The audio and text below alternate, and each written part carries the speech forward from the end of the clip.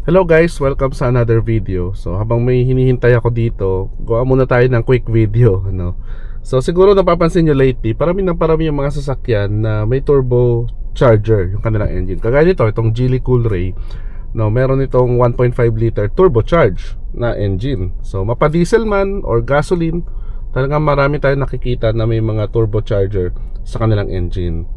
Ginagawa yun ng mga manufacturer to improve yung performance ng mga engine. So syempre yamang ito ay bagong another component sa ating engine, no? Another something na naman to maintain it.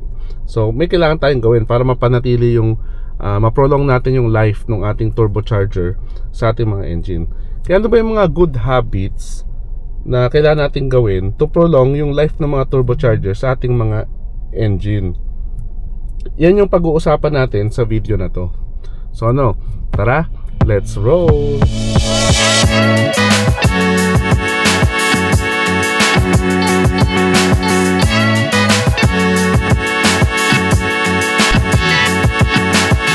So bago natin pag-usapan yung apat na good habits to prolong yung ating mga turbochargers, guys, pag-usapan muna natin paano ba gumagana yung isang turbocharger. Well, basically yung engine natin, it needs 3 elements sa combustion. Una, fuel, ignition, at saka oxygen o yung tinatawag nating air. So yung turbocharger, mayayanin tulad natin siya, guys, as parang hair dryer. Diba hair dryer, nagpa-fire yan ng extra hangin para matuyo agad yung buhok natin. So ganoon din yung turbocharger, nagpa-fire siya ng extra air sa combustion chamber. So alam natin, kapag mas maraming air, mas maximize natin yung fuel energy ng fuel na ginagamit sa combustion. So mas mabilis yung combustion, mas maraming power yung napoproduce. Paano yung ginagawa ng turbocharger? Yung mga turbocharger, meron yung tinatawag na turbine, no? Papakita ko yung picture ng isang turbocharger. Tapos yung turbine niya, pinapaikot yan ng exhaust gas. So yung mga patapon na sana sa tambucho natin na gas, no, yung iba doon napupunta sa turbocharger, pinapaikot yon.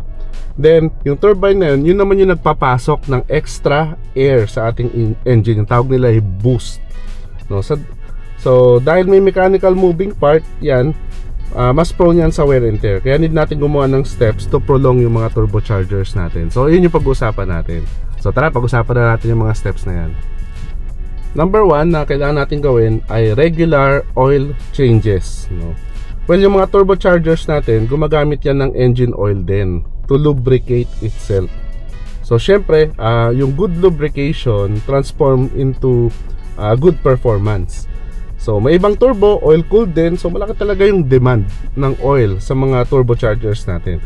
So napaka-importante talaga na nasusunod natin yung recommended oil and oil change interval according sa maintenance manual natin, to ensure na good yung oil natin palagi sa engine tsaka sa turbochargers natin. So huwag tayong gagamit ng basta-bastang langis lang yung mumurahin. At tsaka make sure natin talaga, no guys, strictly nasusunod natin yung oil change intervals natin. Number 2, avoid too much spirited driving. Ano ba yung spirited driving, guys? Madalas ko rin nasasabi sa mga video natin yan.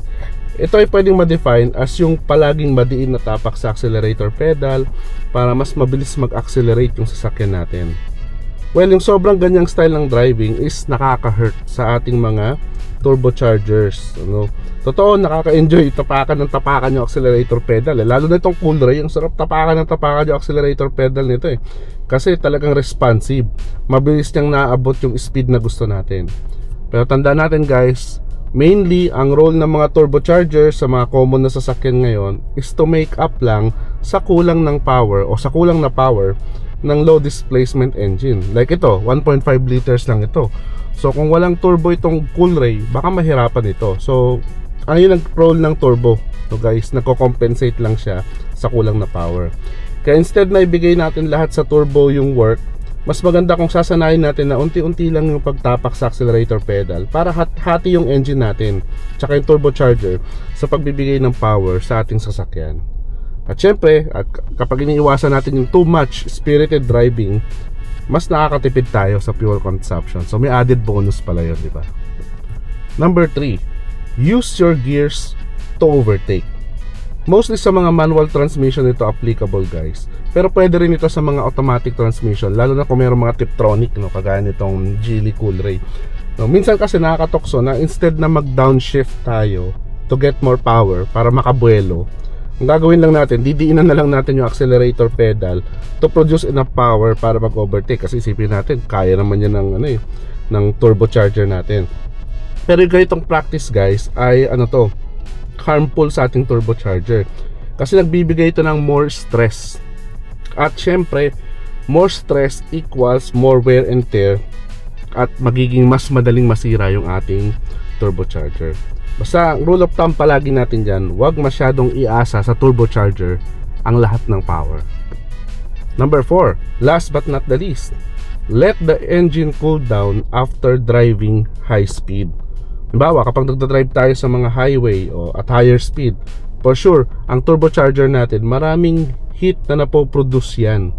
So kapag after natin mag-drive, pagka-park natin, pinatay natin agad yung engine, yung mga natitirang heat dyan sa turbocharger natin guys, pakukuluin yan yung oil dun sa turbo. Tapos kapag kumulo yung oil, anong kasunod nyan? Magpo-produce na yan ng mga carbon particles na magiging cause ng premature engine at turbocharger wear natin. So magandang practice after mag-drive ng high speed, maganda kahit 1 or 2 minutes, hayaan muna natin naka-idle yung sasakyan bago natin patayin yung makina. Pero disclaimer lang ito guys, no? Kapag galing ito sa high speed driving agad, no, doon lang yan gagawin. Kapag ka-park mo agad right away. Kapag lumabas na kayo ng expressway tapos magdadrive pa kayo ng lower speed papasok sa subdivision ninyo or village ninyo, for sure mabagal na yung takbo ninyan at enough na yung time na yan para masabi nating nakapag-cool down na yung mga turbochargers natin. So mostly kapag ganong mga situation, no need na mag-idle sa mga ganyang situation. Yung iba, ang ginagawa naman nila to prevent this, na nagpapalagay siya ng tinatawag nating turbo timer para din naman to be on the safe side. So ayun na nga guys, napag-usapan na natin yung 4 habits to protect our turbochargers. Sana nakatulong yung video na ito na ma-prolong yung mga turbochargers sa ating mga engine. At syempre kung nagustuhan mo yung video na to, click mo naman yung like button. At kung di ka pa nakasubscribe, click mo na yung subscribe button at notification bell para updated ka palagi sa mga latest videos natin. So to our next videos guys, always remember, drive safe and enjoy!